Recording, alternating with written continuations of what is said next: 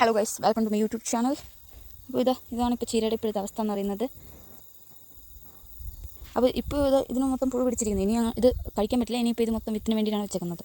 Okay, ഇപ്പം ഞാൻ നോക്കാൻ പോണത് കക്കരിക്ക് പിടിച്ചിട്ടുണ്ടോ എന്നാണ് നോക്കാൻ പോണത്.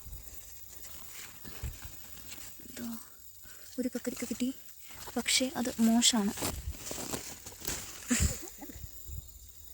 പക്ഷേ കുഴപ്പമില്ല, ഇത് മുറിച്ച് കഴിഞ്ഞാൽ നല്ലതുണ്ടായിരിക്കും.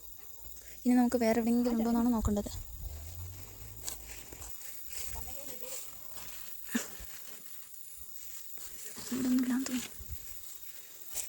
ഇതാണ് കേട്ടോ, അന്നത്തെ പയറാണ്. ഇതൊക്കെ ഞാൻ അന്നത്തെ വിത്തായിരുന്നു. പീച്ചിങ്ങയോ എന്താ അതിൻ്റെ പേര്?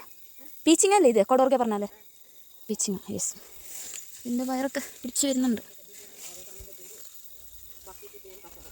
അപ്പം ഞാനാര് പൊട്ടണ പയറുണ്ട് ഇവിടെ, ഓൾറെഡി പറിച്ചു. ബാക്കി കാണാതായത് നേരത്തെ കാണാത്തോണ്ട്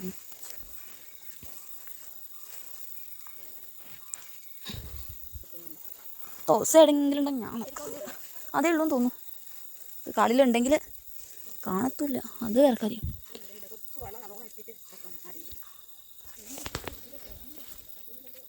ആരുടെ പശുവിനെ കൊണ്ടുവരും?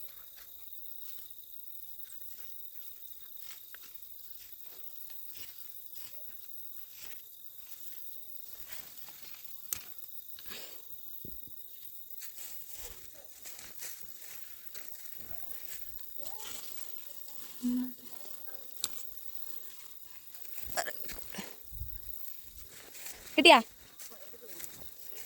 രണ്ടെണ്ണേ ഉള്ളൂ. ഞാൻ വരണോ?